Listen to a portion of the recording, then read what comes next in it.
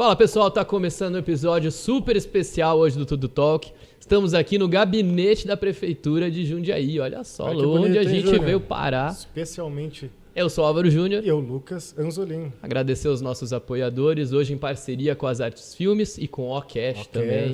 Graças a eles, essa estrutura toda montada aqui tá no gabinete lindo do aqui. prefeito, hein? Tá maravilhoso. Os bastidores, aqui. A gente já postou algumas fotos, né? Tá muito bonito. A transmissão é onde? Rádio Cidade Jundiaí, 730M e também no Ocast. E também agradecer aos nossos apoiadores, que se não fossem por eles também, nós não estaríamos aqui. Exprevent, VC Engenharia e Invest Smart. Nosso agradecimento a todos vocês, então. E vamos para o nosso convidado mais do que ilustre hoje, né? Que honra, com meu café, Deus. Com água. Assim, com a gente tudo, fica mal tem acostumado, tudo aqui. né, Júnior? Lá no estúdio a gente não tem nada, não. Não tem nada gente? disso, você viu?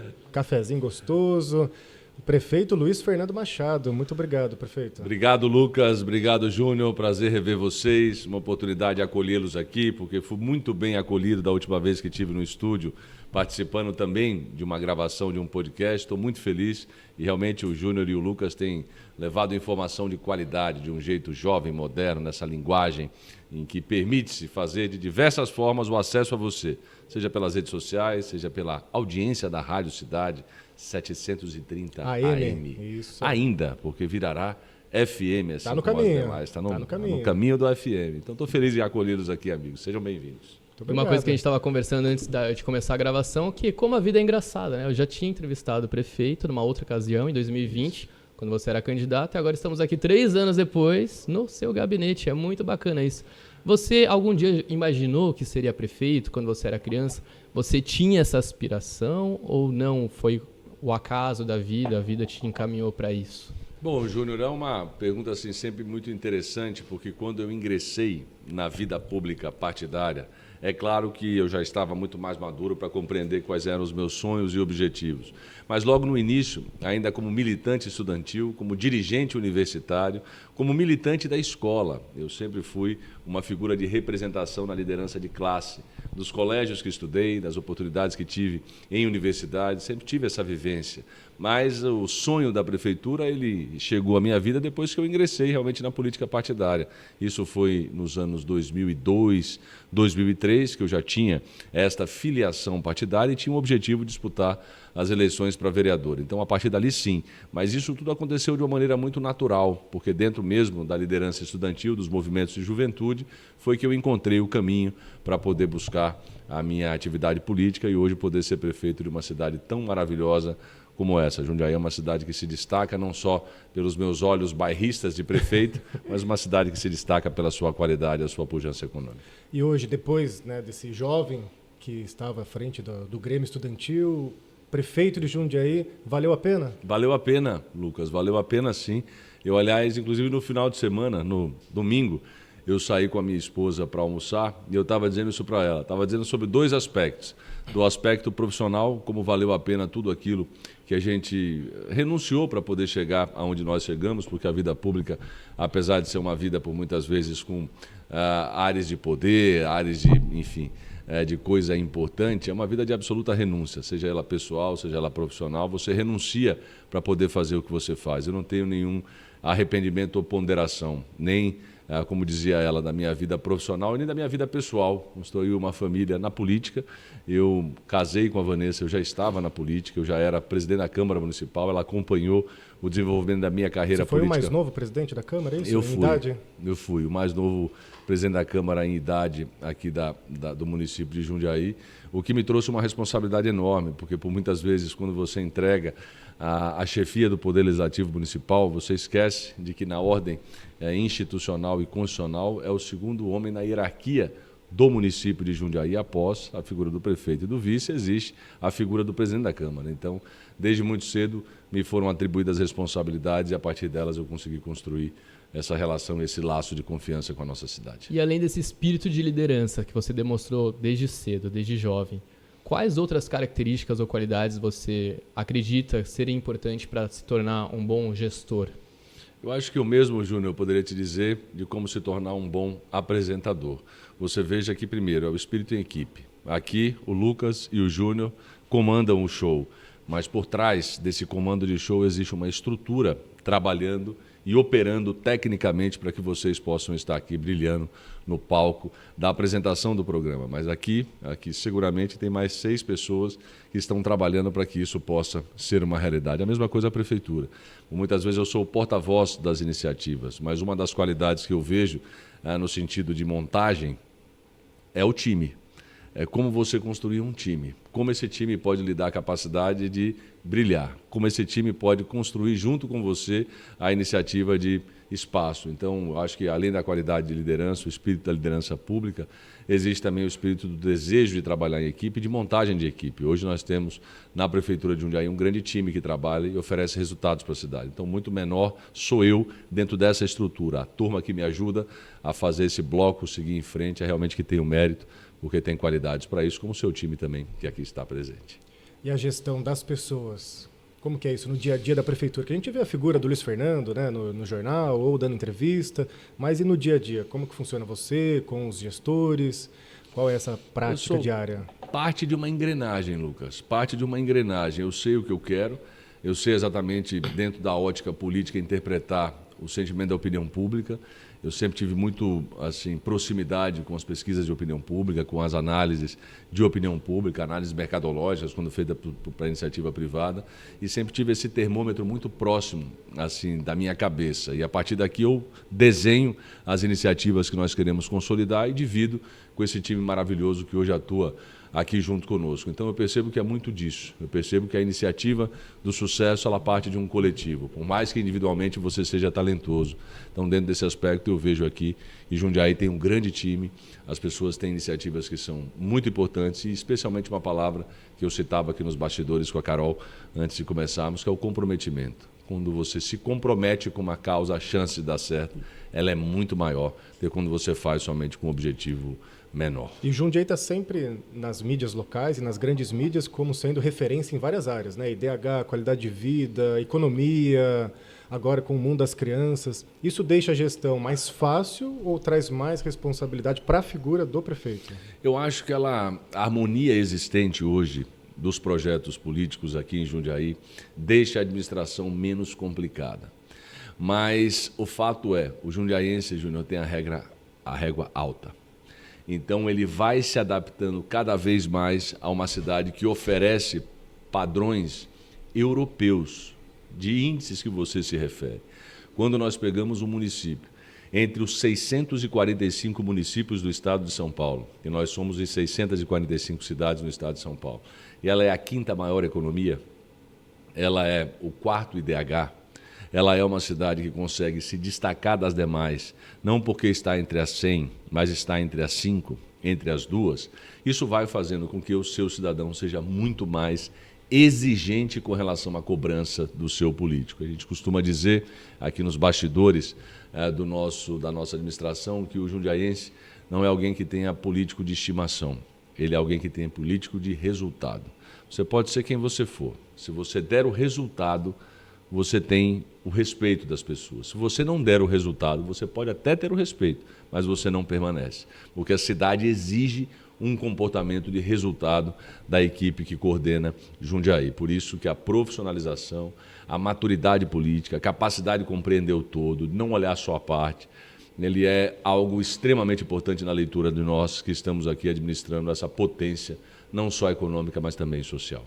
E apesar desses índices sempre muito positivos, também tem muitos desafios pela frente. Qual que você considera hoje que é o maior desafio, ou um dos maiores desafios que você enfrenta na sua gestão? Eu vejo, Júnior, nós temos muitos desafios aqui no dia a dia. A sua fala é muito importante porque quando nós elogiamos a cidade, colocamos a cidade diante de um patamar de qualidade de gestão pública elevado, isso não significa que ela não tenha problemas.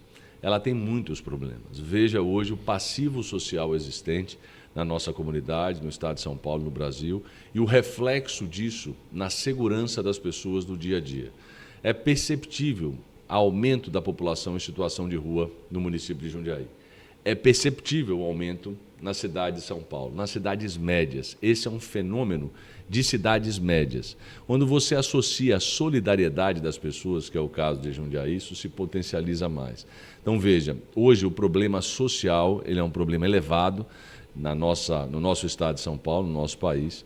Isso vem fazendo com que pessoas em situação de rua criem, por muitas vezes, circunstâncias na nossa cidade de incômodo. E é uma espécie de, como eu diria, é uma briga com você mesmo, porque você entende a solidariedade como um caminho da cidade, as pessoas são acolhedoras, elas querem abrigar as outras pessoas, mas ao mesmo tempo elas não admitem a desordem.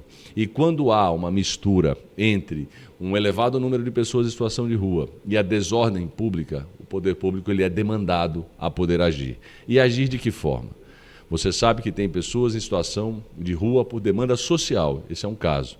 Você sabe que tem pessoas em situação de rua porque são egressos do sistema prisional, esse é outro caso. E você sabe que tem pessoas em situação de rua que por muitas vezes não querem a harmonia, querem a desordem. Como agir diante desse perfil e diante desse desafio? Esse é um ponto que hoje nos chama muita atenção em Jundiaí. Como nós fazemos as circunstâncias para preservar nossa comunidade, por outro lado, acolhendo socialmente as pessoas que estão em situação de rua. Esse é um desafio moderno. Um outro desafio é o custo de vida. Hoje você percebe, Júnior, que o custo de vida, Lucas, ele aumentou muito. Por que ele aumentou muito? Porque a inflação é um processo que aí está. E a inflação, por regra, ela corrói o bolso de quem é mais pobre, porque a inflação ela vai diretamente no alimento, vestuário, enfim. Mas o alimento, principalmente, ele é objeto de um grande arrasar da renda das famílias, do processo inflacionário. Então, tudo isso, se somando, me faz hoje pensar que a grande circunstância que envolve os destinos de Jundiaí é a manutenção da sua ordem pública, ela continuar sendo uma grande cidade, sem permitir que ela vire uma cidade grande, com problemas típicos de cidade grande.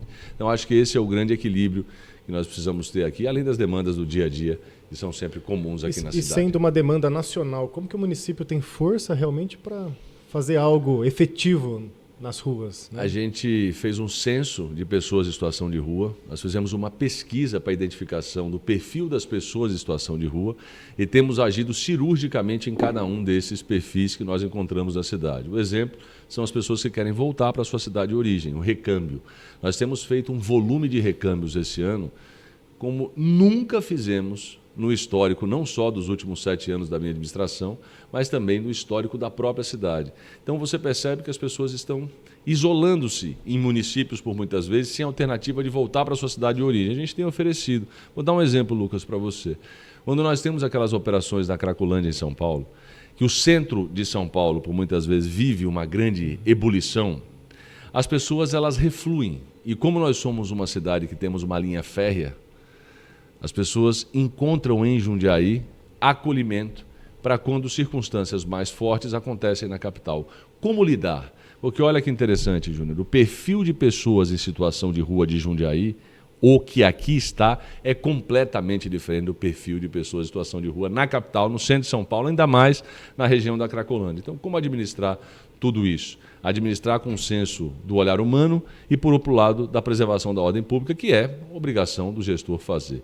Então, acho que tudo isso é hoje uma circunstância, uma combinação que aqui na cidade precisa de bastante atenção. É um grande desafio também, porque Jundiaí vem crescendo muito. Cada vez mais a gente vê empreendimentos novos, prédios cada vez mais altos. E eu acho que é o sentido natural, né? Verticalizar um pouco a cidade. Mas isso vai acabar trazendo mais pessoas e como crescer com sustentabilidade, mantendo a qualidade de vida do interior e não passando para ser os problemas de uma grande cidade, igual o senhor mencionou. Como que faz isso? Isso que eu ia perguntar também junto, né?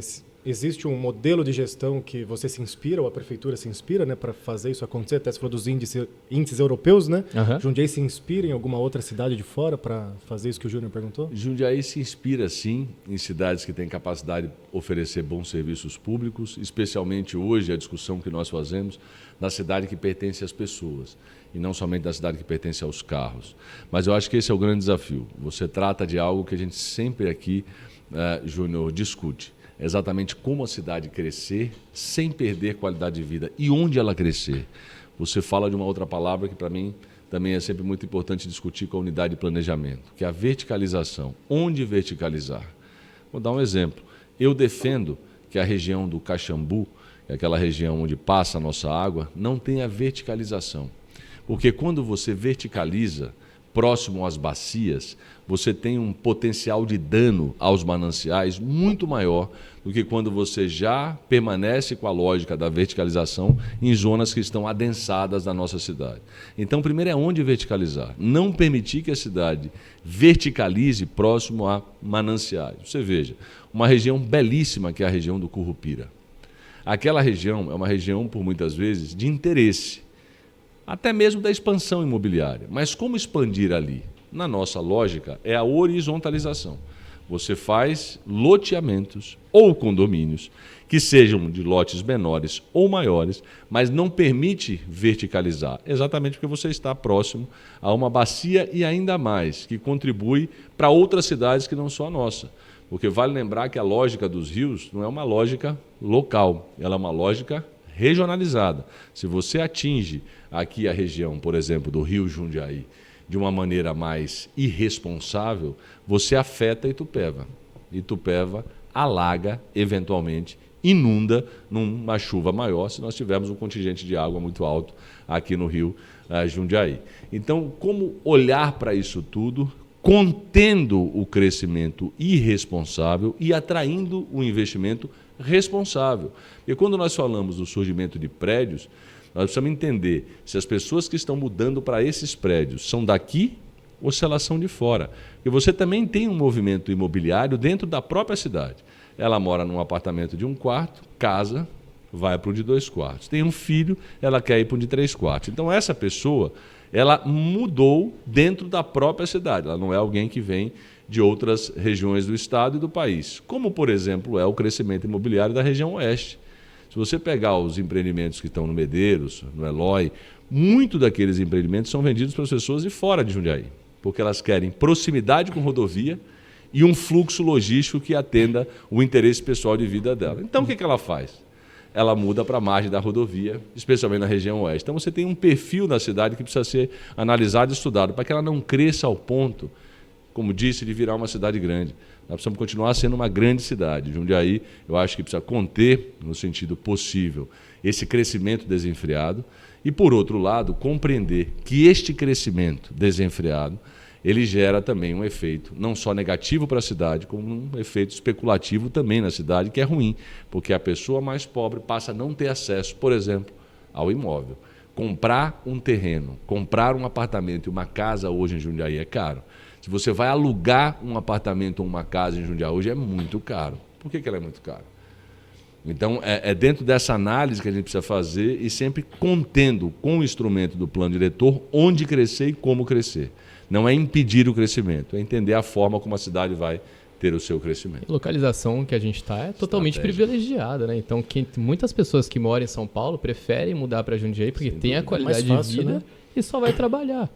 Tem exemplos aqui desses condomínios da Lapa, em São Paulo, aqueles bem da entrada ali de São Paulo. Tem alguns empreendimentos que atendem a muitos executivos ali. A depender de onde a pessoa mora em São Paulo, Lucas, é mais fácil e mais rápido ela sair de Jundiaí e estar na Lapa do que ela sair, por exemplo, da Vila Nova Conceição e ir para Lapa. Então, a logística de Jundiaí favorece muito e a gente precisa olhar para aquilo que está sendo desenhado há alguns anos no estado de São Paulo e vai transformar a realidade do interior, que é o trem intercidades. O trem intercidades que há muito se fala e ele está chegando no seu processo de maturação agora para poder publicar um edital em outubro para a implementação do trem intercidades. Isso vai modificar a nossa lógica. Dessa vez sai, prefeito? Eu acredito que sai, porque esse é um processo contínuo, ele é demorado mesmo. Ele não é um processo não é simples, lento. Né? Vamos dizer assim, com a sua resposta, a sua fala, Lucas, se nós publicarmos em novembro, conforme o governo do estado, desde o ano passado, vem dizendo que publicará, esse trem ficará pronto em 2031. Nossa, tá longe ainda. Está longe, mas é porque é um processo de implementação muito lento. São 10 era na época em que foi projetado, no ano passado, que eu acompanhava os números com mais proximidade. Mas é um trem que vai custar 12 bilhões de reais. sendo que 80% desse valor colocado pelo Estado e 20% pela iniciativa privada. Então, o processo de você consolidar uma linha férrea numa cidade, ele é lento. Você veja que em Jundiaí nós demoramos cerca de 1 ano e meio só para poder ajustar as intervenções feitas aqui no ambiente da própria cidade. O exemplo, novamente, é o Currupira. Ele passará por uma extensão ali, usando aquela malha férrea que passa ali no Currupira. Ali tem intervenções urbanas. Tem intervenções, por exemplo, que eventualmente deveriam ser feitas, inclusive no terreno da igreja. Então, quando você pega todo e qualquer projeto estruturante do Estado ou do governo federal, ele é implantado aonde? Em uma cidade. E as cidades é que precisam se preparar para o modelo de implementação do trem. Então, Jundiaí fez o dever de casa, se preparou, as cidades que eu acompanhei também fizeram o seu dever de casa, também acompanharam, mas são projetos lentos mesmo, não é pela ineficiência nem pela incompetência, é pelo perfil de projeto a ser implementado. E a iniciativa privada tem interesse em contribuir junto? Já tem essa avaliação? Como é que está? Tem sim, já são 4 empresas interessadas, 4 consórcios. Normalmente, esses grandes grupos econômicos se associam para uma operação como essa. Eu imagino, por exemplo, que como a própria CCR Autoban já tem concessões de metrô em outros lugares do Brasil, que eles sejam um player interessado em poder exatamente também ser detentor desse processo que envolve a linha férrea, as linhas férreas, outros consórcios internacionais também.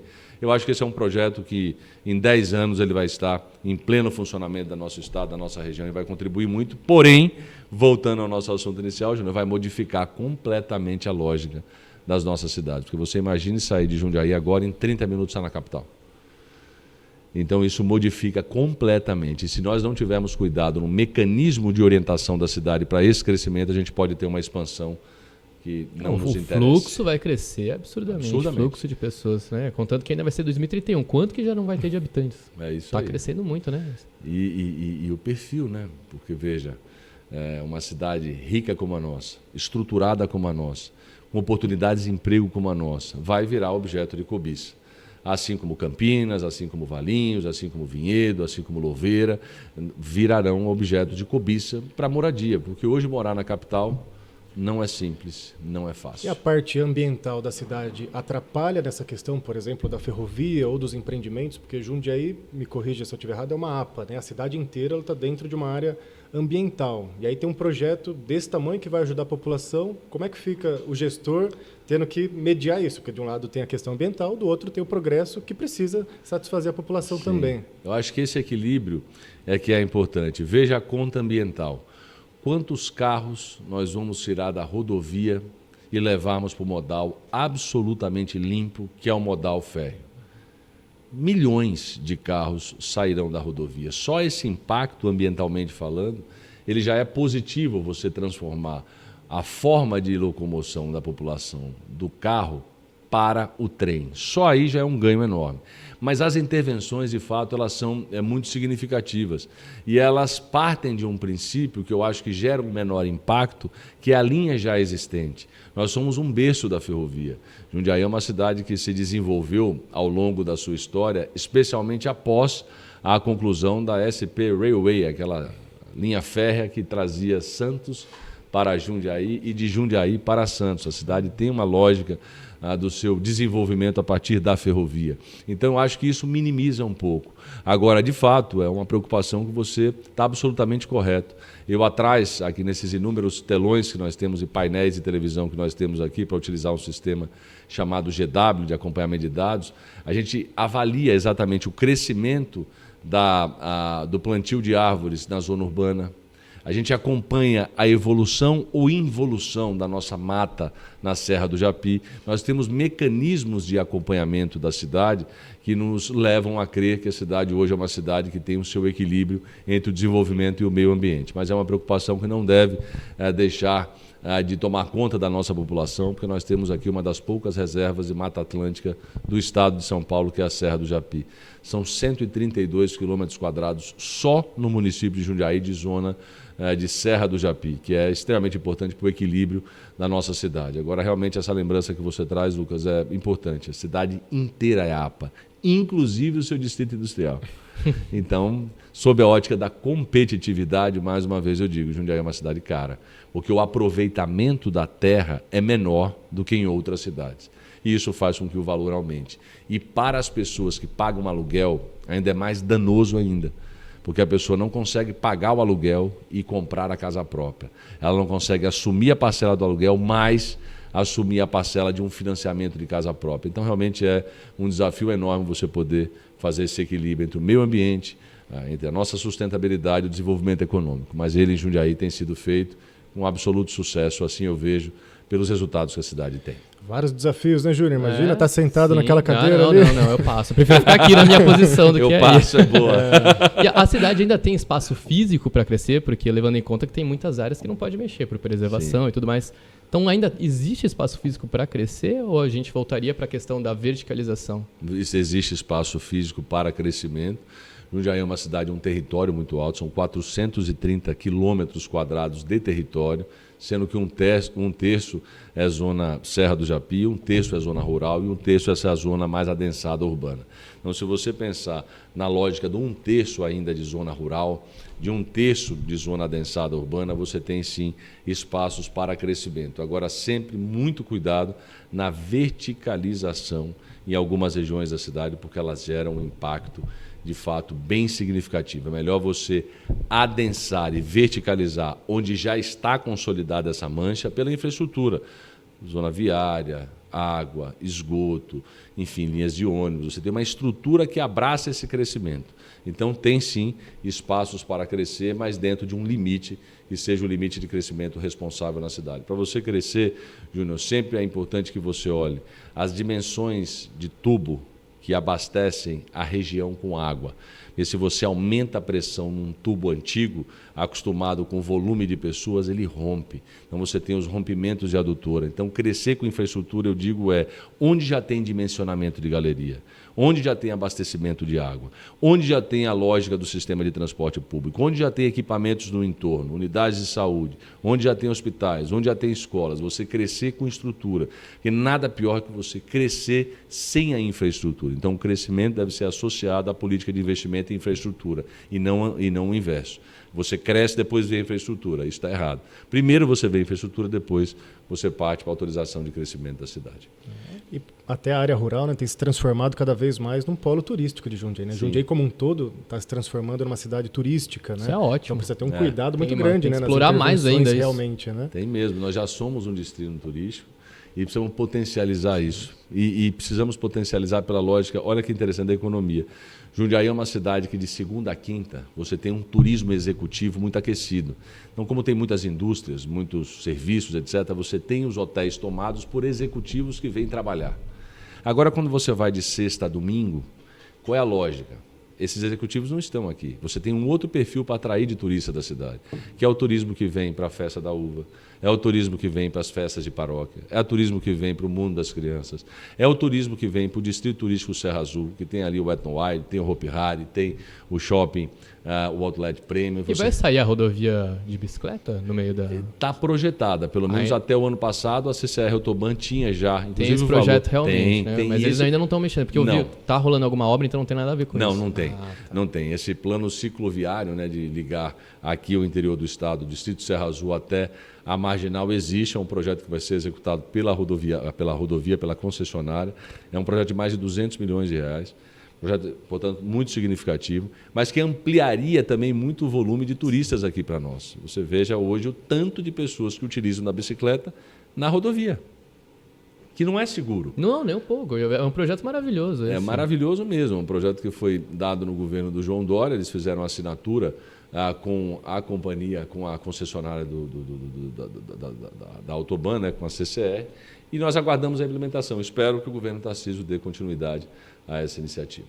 Vamos falar dos nossos apoiadores, vou Bora agradecer eles, porque se não fosse por eles, de licença, a gente não prefeito, estaria aqui entrevistando o prefeito. Enquanto ele toma uma aguinha, um cafezinho. Vamos falar então, começar pela Ex-Prevent. Eles aí que cresceram muito dentro de um ano e meio. Um ano e meio, uma das maiores corretoras de plano de saúde do interior do estado de São Paulo. Né? Isso porque cresceu junto com o Jundiaí. Sempre crescendo junto com a economia.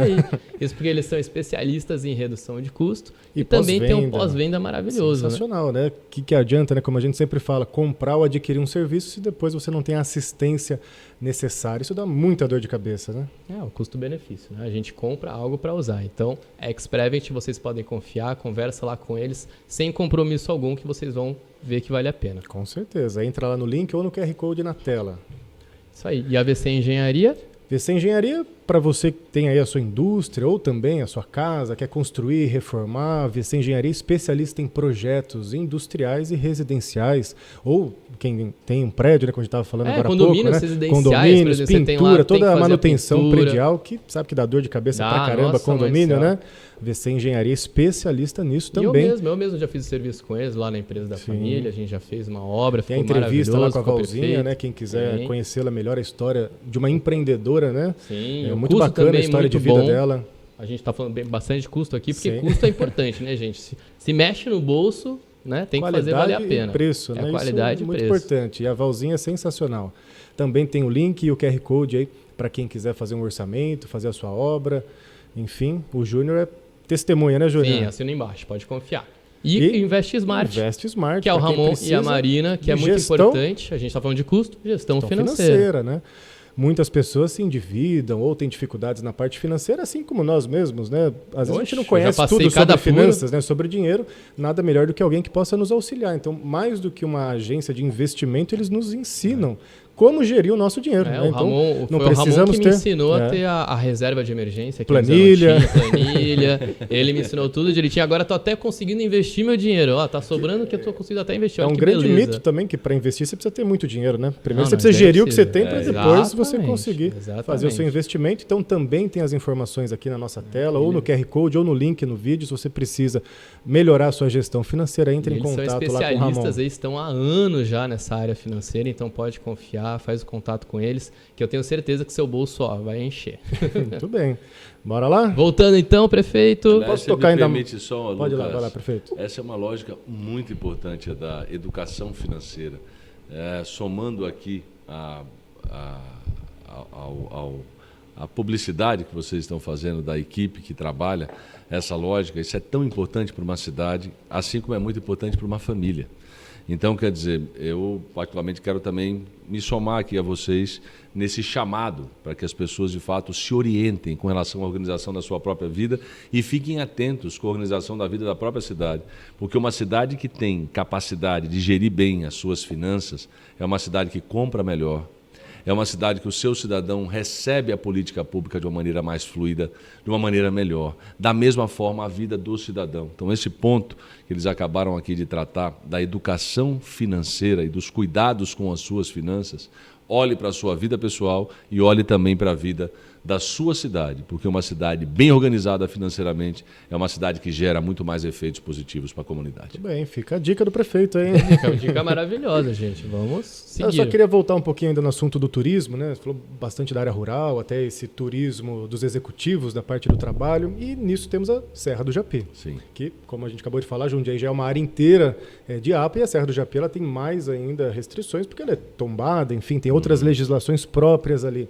É possível explorar mais o turismo na Serra do Japi? Tem projetos, tem estudos nessa área? Porque a gente sabe que algumas pessoas acabam, às vezes, usufruindo das áreas da Serra do Japi sem poder. Então, como gerir isso O também? jeitinho, Mais né? um desafio O jeitinho que as para o pessoas prefeito aí. Vamos ver. E o grande desafio, Lucas, é que poucas pessoas sabem, mas a Serra do Japi, em grande parte dela, ela é privada. A serra foi tombada, sim, mas não significa que ela foi desapropriada. Então, hoje você lida com uma lógica que é extremamente difícil, que é de um território que precisa ser preservado. Você tem a zona da reserva biológica, ela é um espaço menor, são 70 quilômetros quadrados de reserva biológica, e a zona de amortecimento da própria serra para preservação da reserva biológica. Essa área menor é onde tem a reserva ambiental lá em cima? Exatamente. Essa sim que ela é intocável no sentido da sua aproximação, da sua entrada, a restrição de acessos, etc. Mas ainda assim você tem muita área privada dentro da reserva biológica. Então, qual é a lógica que o município atua? Hoje, por incrível que pareça, é possível você ter um empreendimento turístico na serra, desde que você respeite a 417 de 2004, que é a legislação específica da Serra do Japi. Então, hoje é possível você fazer esse avanço no setor do turismo sustentável. Mas sempre teve muita resistência do setor público, resistência até mesmo nossa, de promover essa discussão e que ela não gere uma reflexão de turismo desenfreado na Serra, de degradação. Então é sempre com muito cuidado. Mas eu sou sim favorável, especialmente a esses grandes proprietários de terra, que eles façam uma compensação, doando parcela desse território para a prefeitura, para a cidade de Jundiaí, e eles possam ter um uso sustentável da sua propriedade, um uso responsável, inclusive turístico da sua propriedade. Isso já existe no mundo inteiro, mas ainda estamos em evolução nesse tema aqui. Tratar da serra é sempre algo extremamente difícil, Sim. sempre algo muito delicado. É porque é um manancial maravilhoso, né? E eu vejo esse potencial, mas tem essas restrições que precisam ser realmente vistas. Eu viajei né? muito para o sul já, e lá eles Sim. fazem exatamente isso. Tem fazendas e tudo que eles cobram uma taxinha, propriedade particular, eles cobram uma taxa, você vai lá, conhece a cachoeira e pronto. Também é uma maneira de tornar turístico, fazer um movimento acontecer também. E veja por outro lado também, Júnior, que você fala que é muito importante. Como proprietário que não pode ter nenhum tipo de uso, como ele preserva? Porque se você der a ele a condição, como você disse, de administrar uma propriedade turística numa área de preservação ambiental, ele vai ter regras para isso. Mas ele também vai poder ter uma renda. Porque como eu faço? Uma pessoa que tem eventualmente 10 milhões de metros quadrados na Serra do Japi. Aí eu digo para ela, você não pode fazer nada e eu vou lhe cobrar para que você preserve. Aí ele diz, compra de mim, preserva você. Então, é uma discussão que ela precisa, de fato, de bastante maturidade para fazer e ela precisa também do senso da preservação, porque não dá para usar nenhum subterfúgio de exploração que traga degradação, porque hoje o ativo que a cidade tem é a Serra do Japi no sentido de preservação. Tem uma abreviação, chamado ESG, que é um modelo hoje que você estabelece de investimento pelos grandes grupos econômicos que preservam aí dentro do ESG, o S é a sustentabilidade. Você tem a governança, enfim, você tem o desenvolvimento, você tem a sustentabilidade.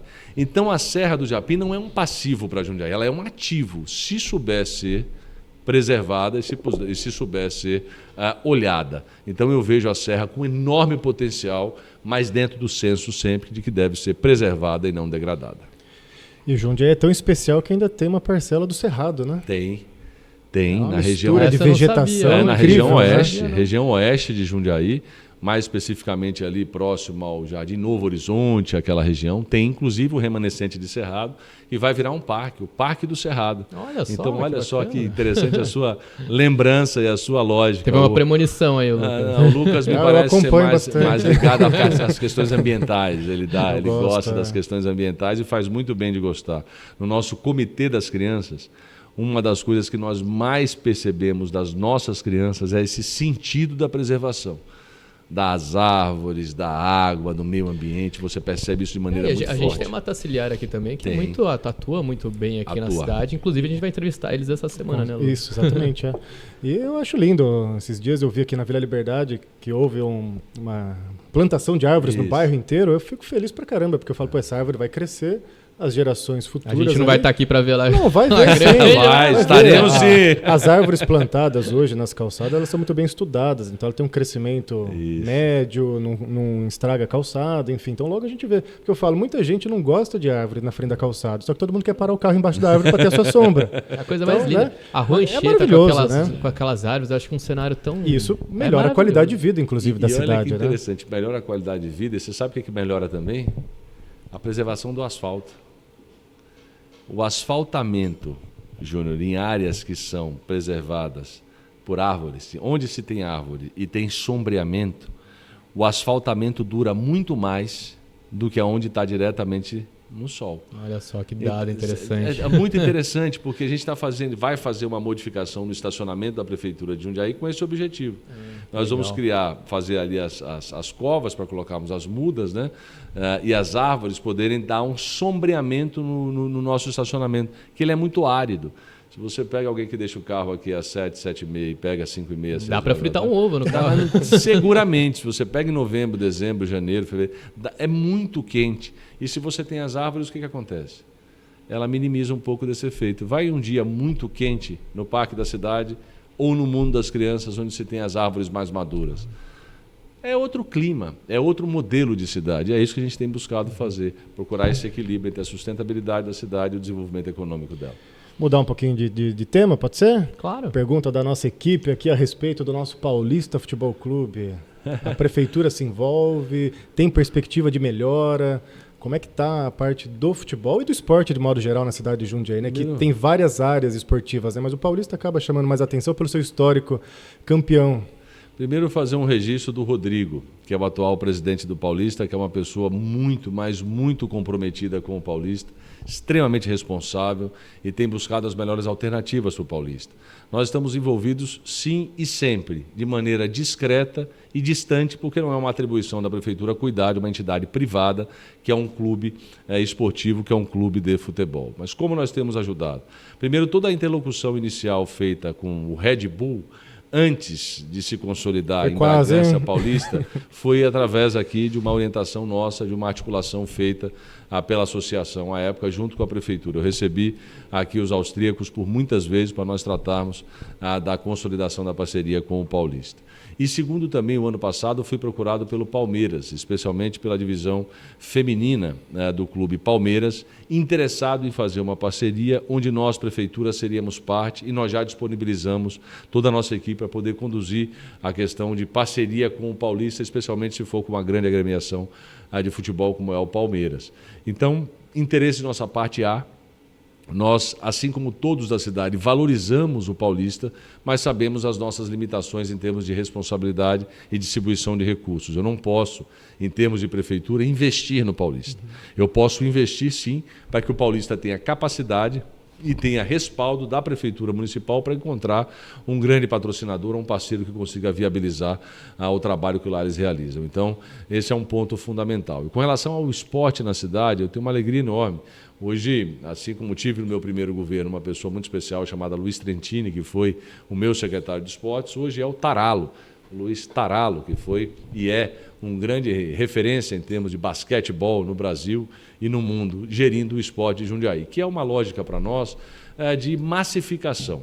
O esporte para a prefeitura é esporte para massificar. Não é só o esporte de alto rendimento. Nós também temos o esporte de rendimento através do time Jundiaí. Mas nós queremos mesmo a cultura do esporte massificada na cidade, porque a gente entende que para a criança é importante a prática da atividade esportiva, porque eleva o desenvolvimento e a qualidade de vida. Para o idoso é importante, porque aumenta a qualidade de vida, reproduz socialização, reduz depressão, doenças socioemocionais. Então, o esporte está presente na cidade como um todo. Por isso, nós temos investido tanto em áreas que sejam áreas para as pessoas, áreas que as pessoas possam se integrar e utilizar dentro da sua própria cidade, próximo ao seu bairro, próximo à sua casa, enfim. Nós entendemos o esporte como uma alavanca para a qualidade de vida, para a redução de problemas de saúde, problemas de doença, para a promoção da saúde e redução de problemas de doença. Então, o esporte é algo para nós não só inclusivo, como é algo que deve ser massificado com o objetivo de atender desde o pequenininho até o mais idoso. Questão de academias ao ar livre, pensa em implementar? Isso a gente vê muito em cidades litorâneas. A gente tem um modelo de academias ao ar livre. Agora, a problemática que nós enfrentamos, Júnior, é quem cuida desta academia e quem usa. Porque me veio uma resolução, se não me engano, do Conselho Regional de Educação Física, ou foi de fisioterapia, eu preciso ver, acho que é educação física mesmo, dizendo o seguinte: a cada local que você tem uma academia ao ar livre, você precisa ter um profissional orientando. Aí já não dá. Aí inviabiliza, não pela academia em si, mas pelo profissional que você tem que deixar disponibilizado. E quando você olha para a cidade, assim, é comum você ver criança brincando nas academias ao ar livre, o que não é indicado. Então, é sempre uma problemática, você ampliar sem a estrutura para poder orientar. Sim. E falando das crianças, né?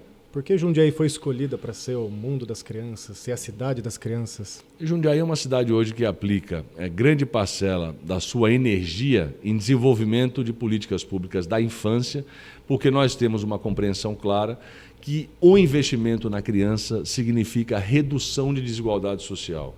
Eu sou adepto a uma corrente acadêmica que tem no mundo que trata de que a redução da desigualdade social no mundo, ela só é possível acontecer à medida que você estiver na primeira infância e tiver na primeira infância o fortalecimento da educação.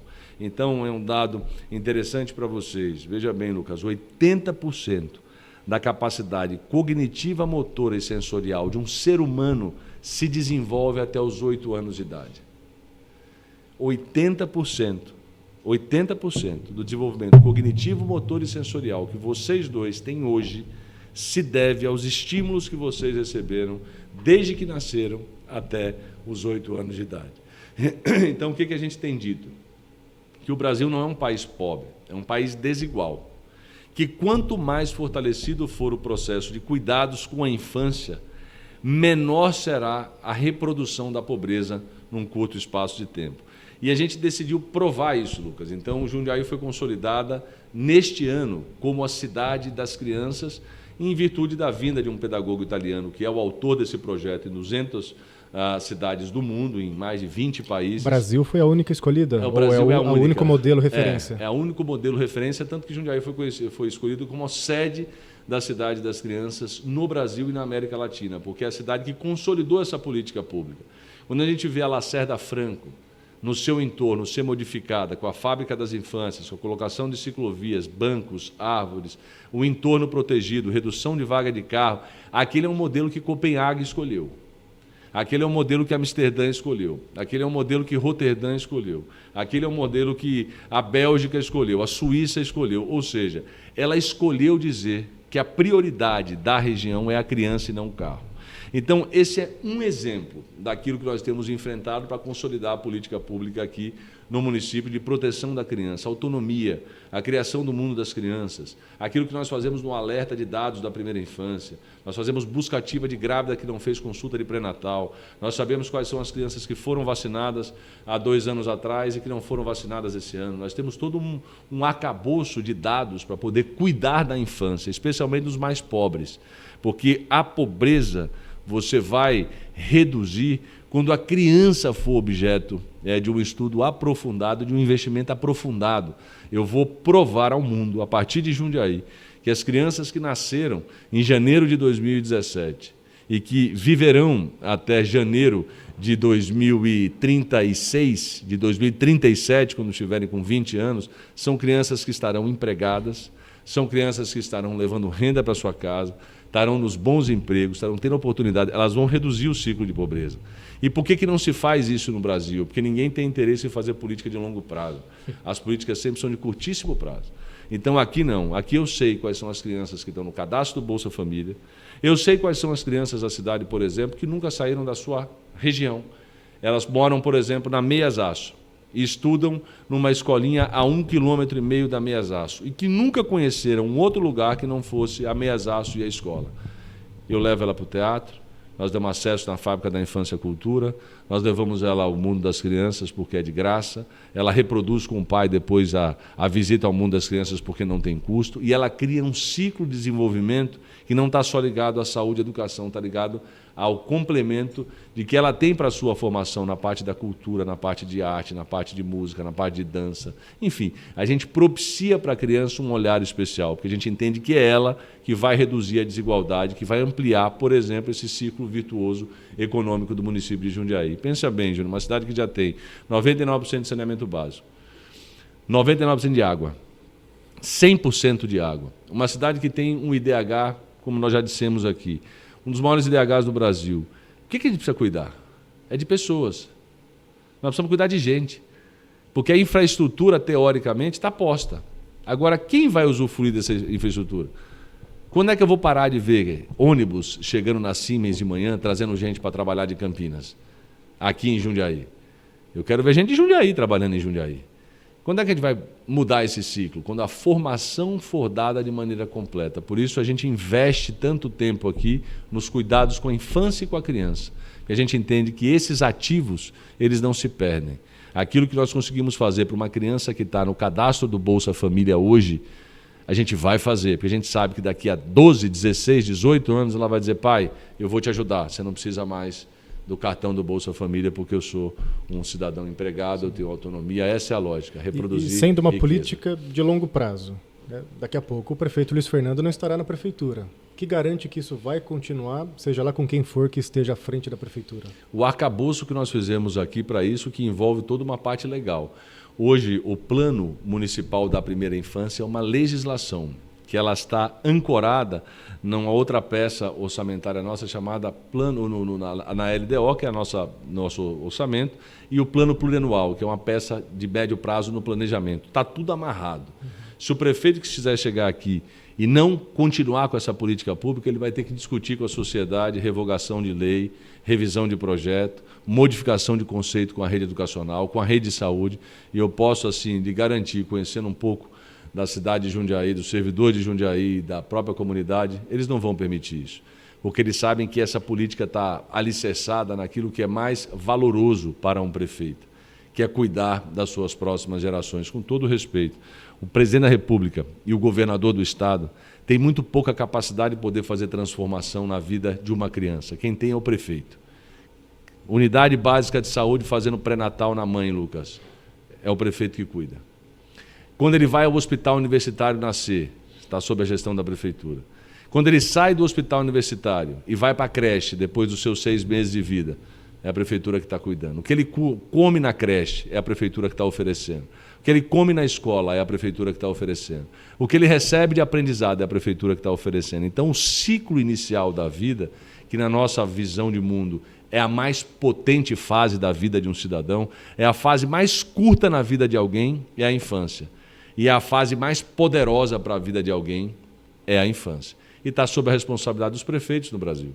Não minha, mas dos prefeitos. Os 5.570 prefeitos do município de Jundiaí, prefeitos e prefeitas do Brasil, é que tem a responsabilidade de olhar para isso. Não é o governador e nem o presidente. Então eu toco aqui a minha responsabilidade e tenho convicção que a nossa cidade será sempre uma cidade ímpar e uma cidade protagonista, porque tem as pessoas como centro da referência da política pública. E não tem só a infraestrutura. Poderia estar falando aqui de milhares de milhões de reais que foram investidos em obras. Mas, para mim, a principal obra que eu tenho a investir são 40 mil crianças que estão sob a minha responsabilidade, que vão reproduzir riqueza num curto espaço de tempo. Quando eu não estiver mais aqui, seguramente eu não estarei mais aqui, mas eles estarão. Prefeitos, prefeitas, executivos de empresa, responsáveis por podcasts, pessoas da comunicação, serão protagonistas como vocês são. Crianças são os futuros, né? As pessoas acho que não seguem muito essa reflexão. Elas são futuras, elas vão ser os futuros gestores. Isso então, mesmo. É muito importante o desenvolvimento, não só intelectual, mas moral também, e ético, para formar cada vez mais cidadãos melhores. Vamos pensar que o futuro prefeito de Jundiaí lá na frente está agora nessas crianças aí. Pois é. Estão sendo educadas. Vereadores, prefeitos, gestores, jornalistas, apresentadores, sim. comunicadores, empresários, executivos, diretores de fotografia, homens da comunicação, tudo ali. É um celeiro, e quando você vai na rede municipal, você percebe o quanto é um celeiro de gente talentosa. Celeiro de gente talentosa. Basta ir nas escolas da rede municipal de Jundiaí que você pesca ali o que você quiser. É muita criança competente. Se for estimulada, vai voar. E, prefeito, recentemente Jundiaí se tornou parte da região metropolitana de Jundiaí. O que realmente isso quer dizer? O que muda para a cidade? Isso é o seguinte, Júnior, você modifica o formato de regiões administrativas do Estado de São Paulo. O Estado de São Paulo são 645 cidades, divididas em 17 regiões de planejamento. Essas regiões de planejamento são aquelas que olham integralmente a política pública oferecida regionalmente. Como a gente falava aqui com o Lucas, a parte ambiental você não restringe a uma cidade. Você não despolui um rio, despoluindo o trecho do rio da sua cidade. Esse rio veio de Campo Limpo, ele passa por Várzea Paulista, ele vem para Jundiaí, ele desce para Itupeva. Então, se cada um fizer a sua parte, na sua cidade, o rio é limpo, você encontra peixe. Você só encontra peixe no rio Jundiaí, porque Campo Limpo tem uma estação de tratamento de esgoto da Sabesp, Várzea Paulista tem uma estação, Jundiaí tem uma estação e Itupeva terá a sua estação. Só por isso. Porque se você tem uma cidade só, isso não é possível. Por que eu estou dizendo isso? Porque quem olha para esse planejamento regionalizado é o Estado. segurança pública, meio ambiente, referenciamento de saúde pública, divisão regional de saúde. Então, quando Jundiaí deixa de ser um aglomerado urbano, é como se ela estivesse na fase intermediária e passa para a fase principal quando ela vira a região metropolitana.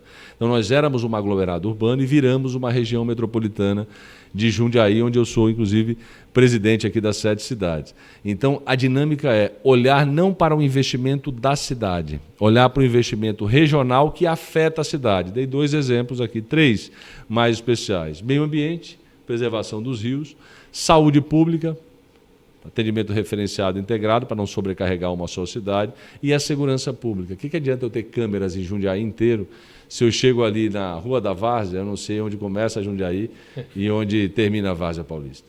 Porque as nossas cidades são conurbadas. Se você for ali para o Ivoturucaia, está conurbado com Várzea Paulista. Se você for ali na região oeste de Jundiaí, próximo ao Novo Horizonte, lá o seu final, você já está praticamente conurbado com Itupeva. Então, essa lógica do desenvolvimento regional é para pegar exatamente isso, você investir regionalmente com a lógica de melhorar a sua cidade. Por isso, a região metropolitana foi um avanço tão grande. Sai do micro e vai para o macro. Para o macro, exatamente. Você passa a não olhar as câmeras da sua cidade.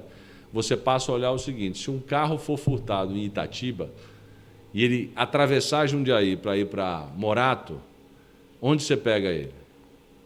Você pega no deslocamento integrado das câmeras, quando você olha para o OCR e sabe a placa para onde ele está indo, se deslocando, para onde ele vai. Sempre mais fácil, né? Quando se olha o todo, né? É claro. Facilita bastante. Olhar a floresta e não a árvore. Exatamente. E indo para esse gancho da economia, né, do todo, mas trazendo agora para Jundiaí na área central, literalmente o centro da cidade. Tem projetos para a área central de revitalização, Sim. de permitir com que haja mais comércios, por exemplo, funcionando à noite? Como que é essa parte de planejamento da área central de Jundiaí? Nós estamos concluindo o edital para poder contratar as reformas das praças que serão integradas, desde a primeira praça, ali olhando no sentido São Vicente, Praça das Rosas, até a Praça Rui Barbosa, a praça ali onde fica a nossa a biblioteca municipal, ou biblioteca municipal não, onde fica gabinete de leitura. Nosso gabinete de leitura, a Rui Barbosa, ali em frente à praça. Então, todas aquelas praças, a Praça Rui Barbosa, a Praça da Matriz, ali das Caravelas, a Praça do Fórum, a Praça das... Todas essas praças serão reformadas e integradas. O objetivo nosso é levar o uso daquele espaço público para as pessoas, fazer um investimento que eles possam utilizar a praça como objeto do seu lazer, a sua referência de uma caminhada, etc. Então, nós vamos, já a partir desse ano, iniciar as reformas para poder dar esse objetivo do centro da cidade ser revigorado, poder permitir que as calçadas sejam utilizadas para os restaurantes, para os barzinhos, para que possa ter uma música, para que possa ter, enfim, uma vida noturna no centro da cidade e potencializar cada vez mais aquele espaço. Vamos finalizando, eu queria Sim. tirar um pouco a imagem do prefeito e agora a imagem do Luiz Pessoa. Como que é a sua rotina, Luiz? Por exemplo, se você consegue ter tempo para curtir a família, porque são diversas preocupações, então você consegue realmente achar um momento para relaxar, até mesmo para as pessoas que aspiram se tornar prefeitos, para saberem como que é realmente o dia a dia. O dia a dia, Júnior, ele é bem agitado. Mas, por outro lado, se você não conseguir conciliar, você não vai bem. A conciliação da vida pessoal com a vida profissional é uma arte do equilíbrio. É importante equilibrar. A minha saúde emocional, a minha saúde mental está muito associada ao que eu produzo no meu trabalho e o que eu tenho da minha família. Então, eu não abro mão de fazer essa conjugação. Por muitas vezes eu abro mão de atividades sociais, abro mão de festas, abro mão de eventos que estão na minha agenda, mas que têm a característica mais da badalação, e eu prefiro o calor da minha casa, junto com os meus filhos, com a minha mulher, enfim, com a minha família. Então, eu procuro fazer esse equilíbrio. Para mim é um alimento, para mim é muito importante estar com os meus 3 filhos, com a minha mulher, com os meus pais, com a minha família, com o meu irmão. É extremamente importante, me faz bem, e isso renova as minhas energias. Nós estamos aqui dentro de um pós-feriado, e um feriado que eu tive a oportunidade de trabalhar, Eu tive a oportunidade de andar pela cidade, visitar alguns espaços e alguns equipamentos e também tive a oportunidade de jogar ping-pong com meu filho, de levar a minha filha para passear na praça, de levar a minha filha para fazer castelo de areia no Mundo da Criança, de levar a minha filha para poder passear no Parque da Cidade. Eu tive a chance de fazer isso, porque eu vejo que esse equilíbrio ele é fundamental na vida de qualquer pessoa. Como sempre brinco, e a minha equipe que trabalha próxima sabe. Quando eu não estou na lida com o meu trabalho, eu estou na lida com a minha família. É um trabalho que eu gosto bastante.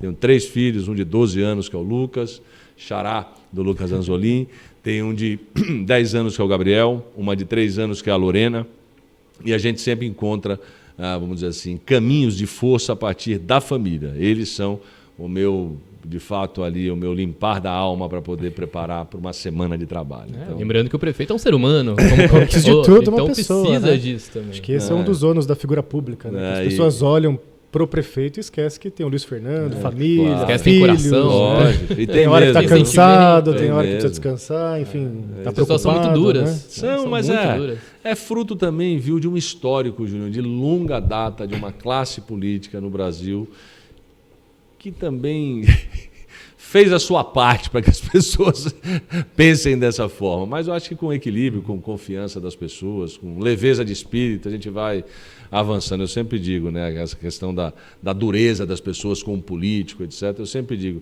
eu conversei recentemente com um grupo de professores aqui e disse, olha, você imagine que tem 40 mil crianças que foram à escola hoje de manhã. Como é que essas 40 mil crianças passaram a noite ontem? Como é que elas foram tratadas? Elas foram agredidas? Elas foram amadas? Elas foram abusadas? Elas foram violentadas? O que elas foram na noite de ontem? Então, a gente que trabalha com o público, a gente tem que estar sempre com o coração aberto para dizer o seguinte, vou te receber independente do que tenha acontecido. Se você for mais duro comigo, você vai encontrar um abraço, é um carinho. Eu não vou para a linha do confronto, porque eu nunca julgo as pessoas, nunca julgo as pessoas. E por muitas vezes aquele tensionamento, aquela chateação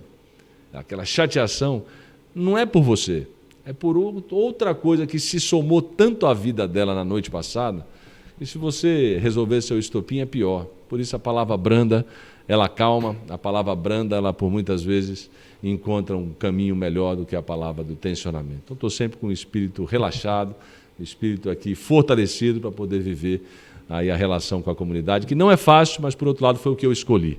Por isso eu tenho obrigação de fazer e fazer bem. Acho que de alguma forma, você não tem números recentes, mas pelo que a gente ouve no dia a dia, nas conversas, nos lugares, a gestão do Luiz Fernando, né, não da pessoa, mas a gestão toda da prefeitura, ela é muito bem avaliada, né?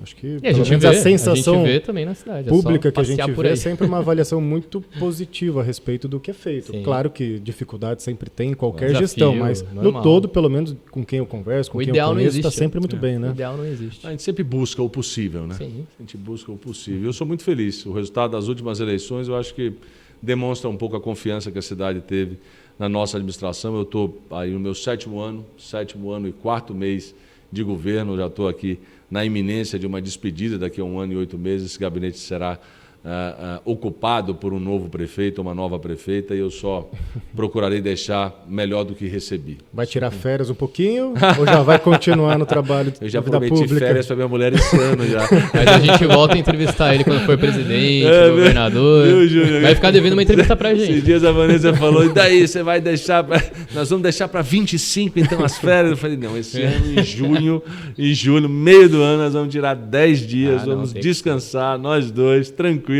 Férias das crianças também, viu? Precisa, né? Eu já estou na fase de transição, Lucas. Já estou na fase de Precisa. transição. Casamento precisa. Estou há né? 20 anos, tô há 20 anos com mandato, amigo. Eu comecei, meu primeiro mandato foi em 2004. Então eu vou concluir o ano que vem, 2024, 20 anos consecutivos com mandato. Nunca deixei nos últimos 20 anos um dia sequer de ter um mandato público. Então estou realmente preparando a minha cabeça, preparando a minha vida para poder depois de janeiro de 25 chegar em casa, sabe aquela coisa, a gente acorda muito cedo, a família toda acorda muito cedo, a gente também dorme naturalmente um pouco mais cedo, a gente dorme 10 e pouco. a gente acorda muito cedo, mas eu fico imaginando, sabe, Carol, acordar em janeiro de 25, dia 5 de janeiro, dizer, o que eu vou fazer? Não vai conseguir. Não vai conseguir, já vai começar. O que eu vou fazer? Vai alçar voos Vou ligar para Carol, encher a paciência dela. Já a gente está entrevistando o senhor como lá no gabinete do governador, né, da presidência. Quem sabe? Porque não, há 3 anos atrás eu estava te entrevistando como candidato, vai saber lá, o que o futuro reserva, né? O futuro nos espera. É isso aí. O que o futuro nos reserva é fruto do que fazemos hoje. É igual com as Isso, crianças. Exatamente. Muito obrigado, prefeito. Obrigado, pela amigo. entrevista, foi Muito maravilhosa. obrigado, prefeito. Se Lucas. quiser deixar alguma mensagem diretamente aí para a população, ou, enfim, é livre o tempo para o senhor. Eu quero deixar uma mensagem, como a gente tem em Jundiaí gente competente, gente brilhante, sabe?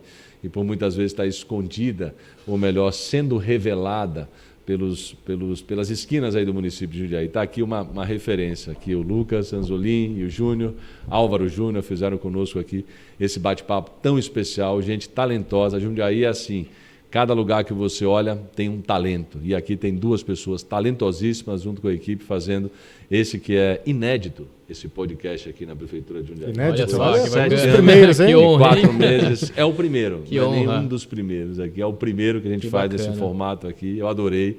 Sejam bem-vindos. Quem sabe a gente não faz um de despedida. Sim, quando com eu tiver, Com certeza. quando eu Com tiver certeza. deixando aqui Com o certeza. gabinete. Quando eu Conte estiver conosco. arrumando as malas, fazer aqui A gente faz a Os cobertura. bastidores. O bastidor. Tá certo. Obrigado, Combinado. gente. Obrigado, Valeu. Nós que prefeito. agradecemos. Agradecer todo novamente a mundo. parceria com a Cast, também a Artes Filmes. Muito obrigado. Vocês que montaram essa estrutura incrível aqui para a gente poder fazer essa entrevista hoje. E também aos nossos apoiadores. Exprevent, VC Engenharia e Invest Smart.